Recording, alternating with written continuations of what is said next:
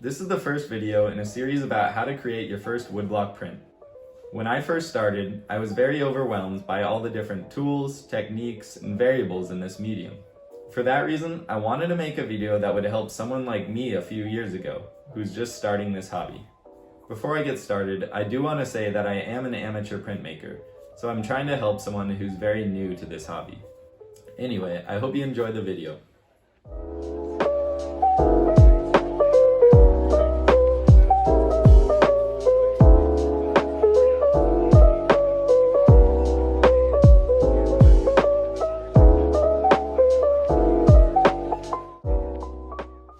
When I start a print, I do some sketching in a notebook to get inspired. Often I base my designs on photographs, but of course you could be as creative as you like.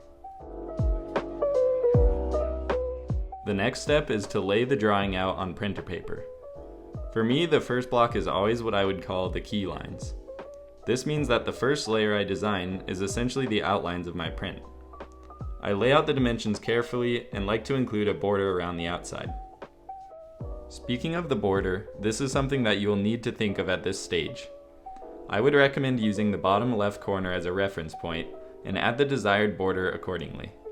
You can see here that I chose to add about 1 centimeter in the X and Y direction.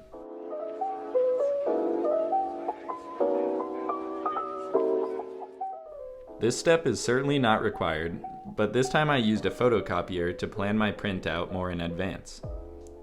The first thing I did was to color in a copy of the drawing to have an idea of what the final piece would look like. I even went as far as to add the border and label to make it look like a finished print.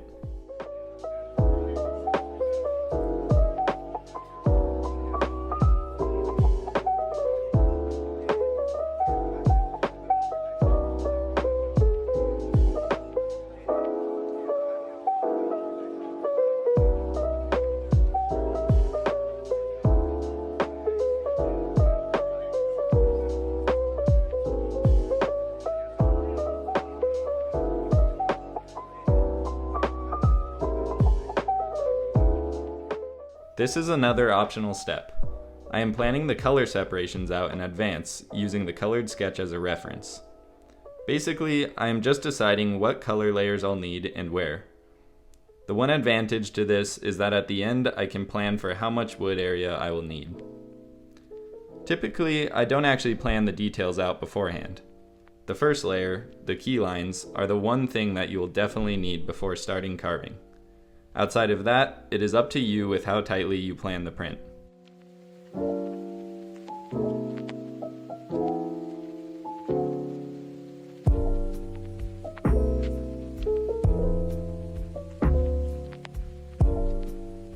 At this point, I want to take a quick break in the video. Since the series is broken into parts, I want to show you each video what materials I'm using, so that if you want to follow along, you can do so.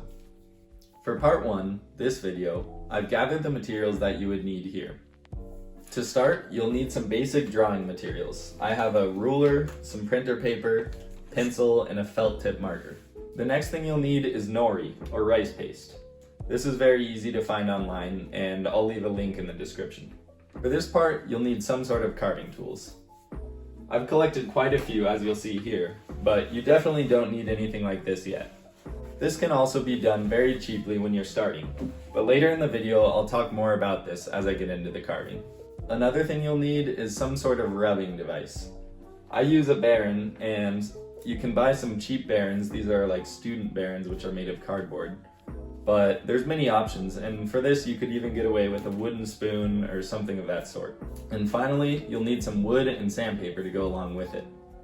I wouldn't worry too much about the type of wood you use. When I started, I used some $1 pine blocks. And even this time, I'll be using a mix of a local cherry that somebody gave me and some wood, which I don't even know what type it is.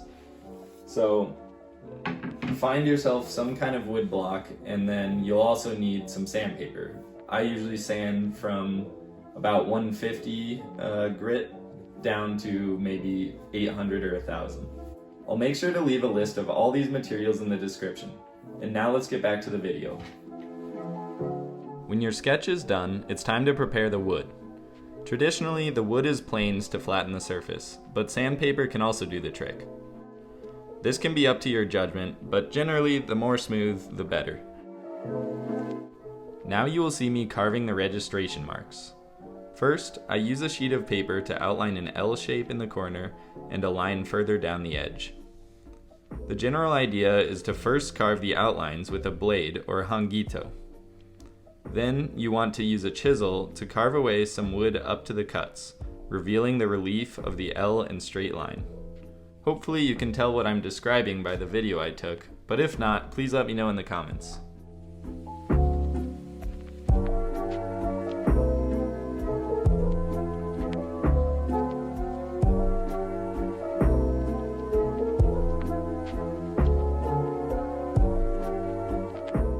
Here's a better angle of what my final registration marks look like. In the next step, you'll see how we use these to align the paper. Before we get to that though, I want to give you a quick description of some important carving tools. The hangito is used as a blade to carve all of your lines. A U-gouge, on the other hand, is useful for clearing large areas of wood in between those lines. Finally, the chisel is used to clean the wood between the carved lines and the cleared areas. I will write more about my recommendations for these tools in the description, but now it's time to paste down the design. This is where the rice paste comes in. Make sure to cover enough area on the block to fit your print. Then, line up the paper and lay it down in the registration marks. You want to rub it into the wood gently. I use a Baron, but it's probably not even necessary to use a tool here. Let it dry completely, typically about an hour or so. Peeling the paper is probably the most touchy step of part 1. I will admit it is not super easy with the printer paper, but the goal of this tutorial is to minimize complexity and supply requirements. The technique is to dampen your fingers and gently rub the back of the paper. You can usually pull away a sheet initially and then slowly reveal the design in small parts. My two main tips are to be careful not to add too much moisture, and also, when you're starting, don't try to take too much off. It's tempting, but not worth the risk of pulling the paper off altogether. Alright guys, at this point in the process, you'll have your first block that's ready to carve. I'm gonna end the video here because I don't want too much content in one video. Next video, I'll show the carving process, which is probably the most challenging part. That's all for this time. I hope you have a great day, and thanks for watching.